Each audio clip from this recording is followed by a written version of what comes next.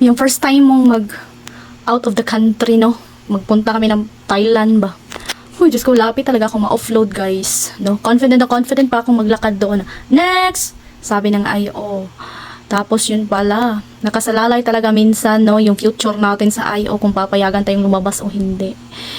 Diyos ko, yung pumunta siya doon sa likod kasi tinanong siya or yung kasama niya, tinanong niya, no? Ang sabi sa akin ng mga kasama ko, parang second IO na daw yun na mag-interview kung ma-approve ka or hindi. Kasi siguro sa kanya, hindi niya ako i-approve. Pero nung time na bumalik na siya sa cubicle niya, ay tinatakan niya yung passport ko.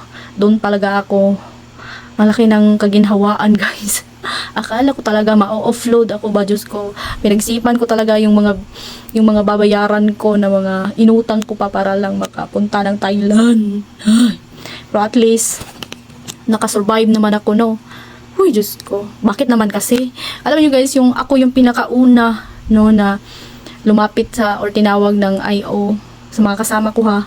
Tapos ako pa talaga yung nahuli. Sila sobrang easy, sobrang bilis lang nila, guys.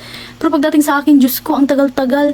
Tapos nung sumakay na kami sa aeroplano, may narinig din akong mga iba ding pasahero no nag-uusap. Yung sinabi nila nga, muntikan ka din palang ma-offload.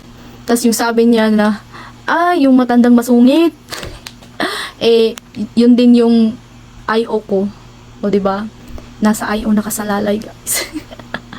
Diyos ko, at least, ay nako, nakaka-trauma, as in, yung kaba ko talaga, yung naririnig ko na talaga yung kabog ng dibdib ko dahil sa sobrang kaba ko, guys. Yung confident ko napalitan ng minsan lang ako magkaroon ng confidence sa sarili, pero pagdating doon, Diyos ko, nawala talaga ako ng isang iglap.